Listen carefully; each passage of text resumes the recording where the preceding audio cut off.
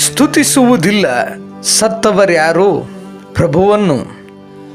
ಕೀರ್ತನೆಗಳ ಗ್ರಂಥ 115ನೇ ಕೀರ್ತನೆ 17ನೇ ವಾಕ್ಯ, ದೇವರ ಪರಿಶುದ್ಧ ವಾಕ್ಯ. ಪ್ರಾರ್ಥಿಸೋಣ. ಪ್ರಿಯ ಸ್ವರ್ಗೀಯ ತಂದೆಯೇ, ನಿಮ್ಮ ಪರಿಶುದ್ಧವಾದಂಥ ಶ್ವಾಸವನ್ನು ನೀಡಿ ನಮ್ಮನ್ನು ಸೃಷ್ಟಿ ಮಾಡಿದ್ದೀರಿ.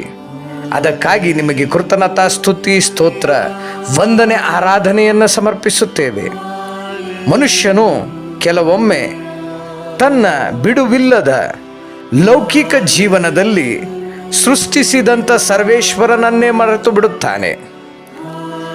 ನಾವು ಜೀವಂತವಾಗಿದ್ದಾಗ ಕರ್ತನಿಗೆ ಸ್ವರವೆತ್ತಿ ಸ್ತುತಿಸದ ನಮ್ಮ ಬಾಯಿ, ಕರಗಳನ್ನೆತ್ತಿ ಕರ್ತನಿಗೆ ಸ್ತೋತ್ರವನ್ನು ಹೇಳದ ನಮ್ಮ ಕೈಗಳು, ಕರ್ತನ ಮುಂದೆ ಮೊಣಕಾಲೂರದ ನಮ್ಮ ಕಾಲ್ಗಳು, ಕರ್ತನ ಸ್ತೋತ್ರದ ಪ್ರಾರ್ಥನೆಗೆ ನೀಡದ ಸಮಯ, ಉಸಿರಿದ್ದಾಗ ಕರ್ತನನ್ನು ಮರೆತು ಸತ್ತಾಗ ನಿನ್ನ ಕುಟುಂಬದವರು, ನಿನ್ನ ಬಂಧು ಮಿತ್ರರು ಸತ್ತಂತವನ ಆತ್ಮಕ್ಕೆ ಶಾಂತಿ ನೀಡು ಎಂದು ಎಷ್ಟು ಪೂಜೆ ಪುರಸ್ಕಾರ ಮಾಡಿದರೆ ಅದೇನು ಲಾಭ?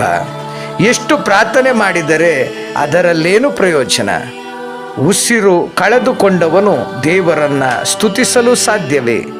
ಈ ದಿನ ಇನ್ನೂ ಜೀವಂತವಾಗಿರುವಾಗಲೇ ನಾವು ನಮ್ಮನ್ನು ಸೃಷ್ಟಿಸಿದಂತಹ, ನಮ್ಮನ್ನು ಕಾಯ್ದು ಕಾಪಾಡುವಂಥ ಕರ್ತನಿಗೆ ಉಸಿರಿರುವ ದಿನವೆಲ್ಲ ಸ್ತೋತ್ರವನ್ನು ಹೇಳೋಣ.